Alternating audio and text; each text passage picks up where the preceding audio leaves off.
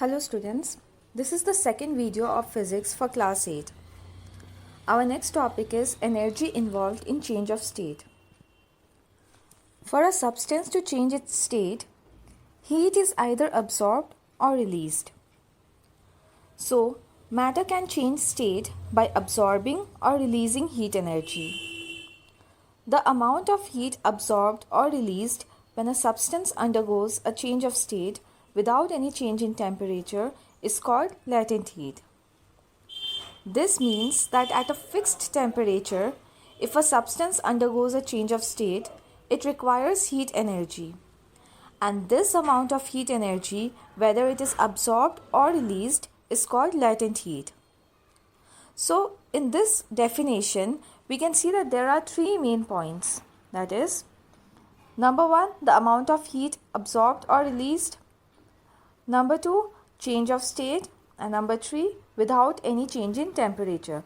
These are the three main points in this definition.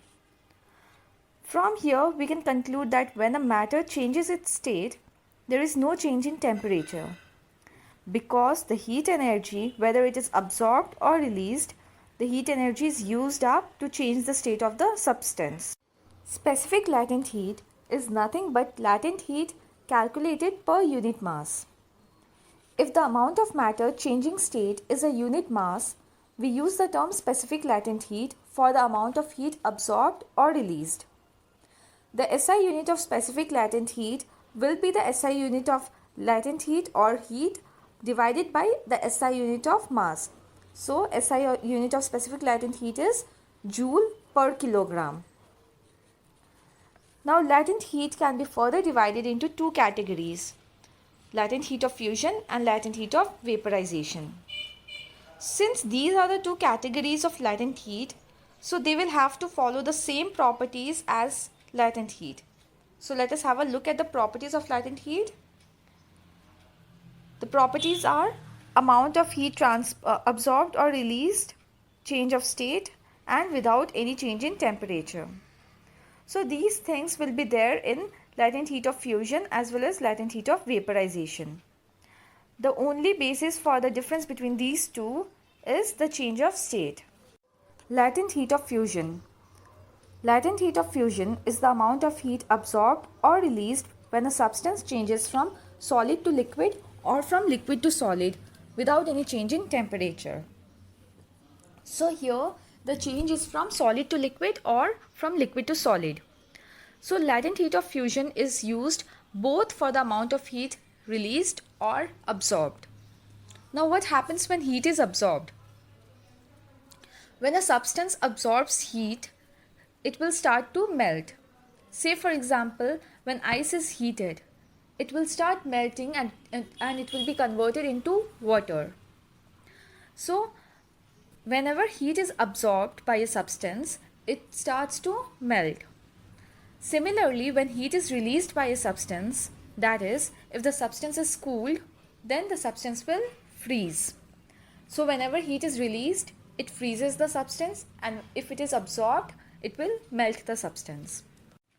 The specific latent heat of fusion of ice is 336 into 10 to the power 3 joule per kilogram. This means that if we need to convert ice into water, so 1 kilogram of ice will absorb 336 into 10 to the power 3 joules of heat energy. Why is it absorbing heat energy? Because in order to convert ice into water, ice has to melt to form water. So for melting, heat has to be absorbed by the substance. That is why 1 kilogram of ice will absorb 336 into 10 to the power 3 joules of heat energy to form water. Similarly, 1 kilogram of water will release 336 into 10 to the power 3 joules of heat energy to form ice. Now, latent heat of vaporization. Latent heat of vaporization is the amount of heat absorbed or released to change a substance from liquid to gas or vapor, or from gas or vapor to liquid without any change in temperature. So here the change of state is in the form of from liquid to gas or from gas to liquid. The specific latent heat of vaporization of water is 2260 into 10 to the power 3 joule per kilogram. So this means in order to convert water into water vapor, 1 kilogram of water will absorb 2260 into 10 to the power 3 joules of heat energy to form water vapor. In the same way, 1 kilogram of water vapor will have to release 2260 into 10 to the power 3 joules of heat energy to form water.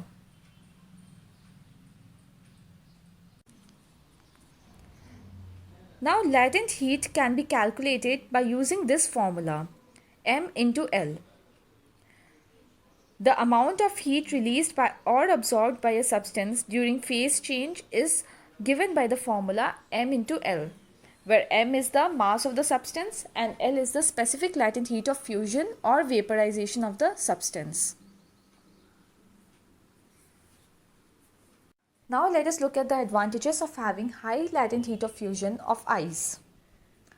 Soft drinks are cooled by placing them in ice rather than water at 0 degrees Celsius. When 1 gram of ice melts, it absorbs 336 joule of heat from the soft drink and makes the drink cooler. But if we keep the drink in water at 0 degrees Celsius, it absorbs only 4.2 joules of heat from the soft drink, and it will not make the drink as cool as ice does. This means that ice has a very high latent heat of fusion than water. So ice can make the cold drink much more cooler than water.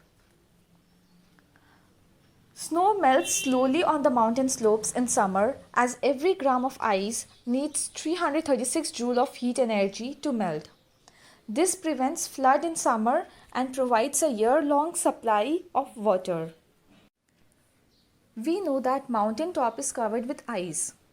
In summer, due to large amount of heat, these ice starts melting. But the latent heat of ice is very high. So every gram of ice will need 336 joule of heat energy to melt, which means a lot of heat is required to melt all the snow.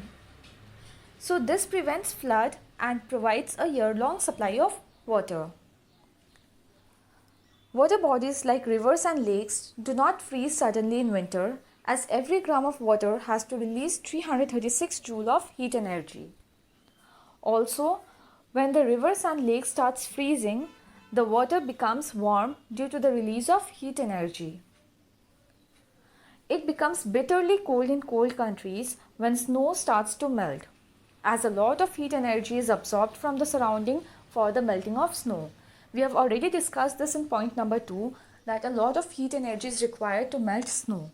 So the heat from the surrounding will also be required in order to melt snow, and in the surrounding areas, the temperature will drop.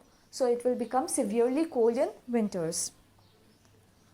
Ocean currents carry icebergs for a long distance.